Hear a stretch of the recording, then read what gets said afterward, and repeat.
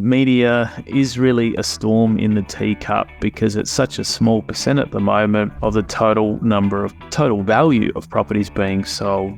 So they're not buying significant volumes of property, and neither are they really pushing up prices because they're not really having much of an impact at all in terms of the overall sales volume. A really important role in creating the supply because, of course, if they're a foreign investor, they're going to rent it out to a local that's here as a tenant. Welcome to Perth Property Insider, where you will learn how to grow your wealth and improve your life using Perth property. Our show is brought to you by Investors Edge Real Estate, the highly rated and award-winning property management, sales and buyers agency servicing the whole of Perth.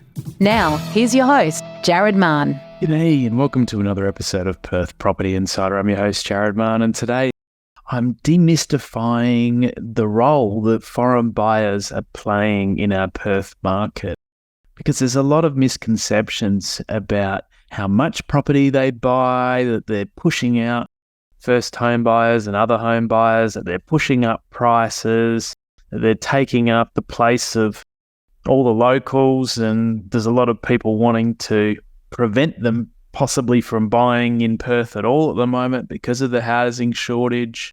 But I wanted to really go into the stats, into the role that they play, the types of properties that they can buy, and why I actually think that they're an essential part of our overall market. So let's go inside. So did you know that foreign buyers have purchased $300 million of residential property in WA over the first 3 quarters of the last financial year? So looks like they're on track for about $400 million worth over the 22-23 financial year, which can sound like a lot, doesn't it? And you see headlines thrown around in the media vilifying foreign purchases, and I guess it can fuel a lot of those usual conversations that foreigners are forcing out first home buyers or pushing up property prices here in Perth. So I saw an article by Kath Hart, which is from REWA, and I thought I'd take a look at the figures and bust some of the myths surrounding foreign buyers and really go into their role, the types of properties they can buy, and why I think they're an essential part of our overall buyer mix. So the ATO is the source of that $300 million spend on residential property in WA over the first 3 quarters in 22-23. And it is quite a sum, but when we actually compare it to the total volume of sales, it's really actually quite small, because Landgate shows that the value of property sales in WA over that same period was $30 billion.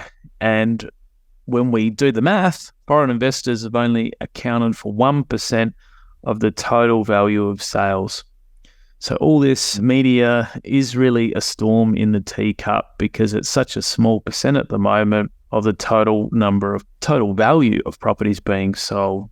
So they're not buying significant volumes of property, and neither are they really pushing up prices because they're not really having much of an impact at all in terms of the overall sales volume. When we start looking deeper about foreign buyers and what they can actually buy, they do have a lot of limitations placed on what they can buy. And this has been really thought out, and it's one of the things that I think our government and policymakers have done well, because it basically will go to, the types of properties will go to boosting our housing supply. And that's only going to be good for renters and adding extra houses. So how does that come about? What is the actual policy that translates? So whenever they go to make a purchase, they have to apply to the Foreign Investment Review Board about what they're buying. And they're actually limited to purchasing new dwellings. So they're helping, in many cases, get a project off the ground. These projects are usually capped at 50% of the overall project being to foreigners, and that's ensuring that locals are still getting in. It's worth noting that many locals are hesitant to buy into projects that are off the plan, and they certainly are hesitant when they don't have a very high level of sales. Locals don't like coming in until the project's actually going ahead. So where do the developers get their purchases from? Historically, they've traditionally been coming from overseas investors that buy into these higher density projects, enable the project to actually happen, and then all the locals jump in at the last minute once it's actually confirmed that it's going ahead.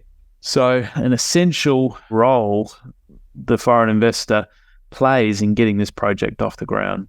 So they're actually only allowed to buy an established dwelling if it's for redevelopment purposes or vacant land for a residential dwelling development. And in each of those cases, having to develop and or substantially improve the property, and it has to be completed within 4 years. And that's, of course, creating jobs in our construction industry, creating newer and better uses for the property, newer and better supply of housing. So in all of those 3 cases and types of property, we're ending up with more supply and better use. So a really important role, one would say, in creating the supply, because of course, if they're a foreign investor, they're going to rent it out to a local that's here as a tenant. One might say that the landscape has deterred foreign investors from buying over the last 5 to 10 years. And that's why, or contributed to why, we have a lack of investment properties being available for rent that hasn't anywhere near kept up with supply. So it's not all rosy for the foreign investors. They have significant extra costs to pay, which arguably are too high and are deterring them from wanting to buy here. They have to pay an application fee, which rises as the cost of the property increases, and they are charged an additional transfer duty of 7% here in WA, which seems astronomical. And they face an annual charge if they leave their property vacant for at least 6 months of the year. So there's fines for non-compliance with these things. And when you look at how critical their role is, perhaps the government needs to look at reducing some of these or incentivizing them to get some of these bigger projects moved forward. At the moment, there is the stamp duty concession that I believe they would still qualify for on off-the-plan apartments. So that's at least reducing what any buyer would pay for that type of purchase. But we could possibly go further to incentivizing them to buy in and get some more of these projects off the ground, because they're desperately needing that higher density type of properties to meet demand from both renters and home buyers with the lack of housing we have. So all in all, I think foreign investors, just by looking at the actual stats, are not pushing up prices. They're adding to supply and not taking of supply. And I think they're an essential part of the overall mix of buyers that we need in this state to help solve this big, crazy crisis that we're in of supply. We need more of it. So you see a lot of these headlines. I wanted to dig deeper to actually uncover the importance. And then when we look at who are these foreign buyers typically, I found some interesting stats that show that, and I couldn't get very many stats, which is interesting. Department of Foreign Affairs and Australian Bureau of Statistics, everyone's very, doesn't show too much in terms of back historical data. They only show direct investment levels, which include portfolio investment and other investment.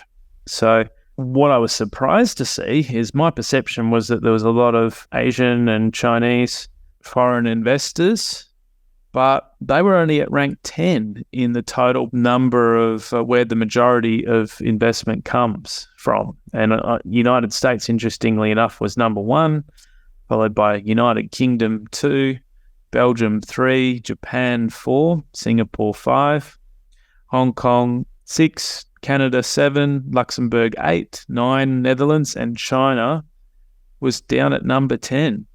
So again, that was another misconception, at least that I held. I didn't realize that people from all these other countries were investing much more strongly than the Chinese. And that could have something to do with, if I was able to go back and analyze past trend data, which I'm not able to do. I don't know if our tensions with China has impacted that or whether it's always been the case. But, reality is always different to what we might perceive. So notable was that the top 3 had a considerable level and top 2 had a considerable level of investment compared to many of the others combined. So United States and United Kingdom, significant money flowing from there into our businesses, other types of investment and property. So what I wanted to caution was, it's interesting, when I was doing my research, I noticed some of the policies that other countries have been going with because they're having similar housing crises of not having enough supply. Canada has come out completely prohibiting foreign investors from purchasing residential property over the next 2 years. And it spurred some talk here about whether Australia should consider a similar move. Hopefully, we actually look through to all of the reasons that I've discussed above as to why that would be a horrible idea and only further prevent extra supply coming on. So hopefully our politicians and policymakers get it right and don't go for the short-term cheap vote where some of the public will think that's a good idea, but are they actually understanding the underlying levers and the extra supply that foreign investors can add without really taking away any established properties, built properties from those local home buyers and local investors that can otherwise purchase them. So hopefully that's been insightful, something a bit different for the podcast today. Looking forward to catching you on the next one. And if you've enjoyed the episode, please share it and subscribe, and always appreciate reviews. And if you have any topics that you want covered, get in touch. Cheers. Just a reminder, the information discussed in this podcast is general in nature. As we don't know your specific situation, you should always seek professional advice before taking any action. For free market reports on your suburbs of interest and other helpful resources to grow your wealth, make sure you join my property investor update at investorsedge.com.au/join. And finally, make sure you're a member of our Perth Property Investment Facebook group to be part of the conversation with other like-minded investors, get help to your questions, and get a feel for what's going on out there in the market. I'll see you in the group.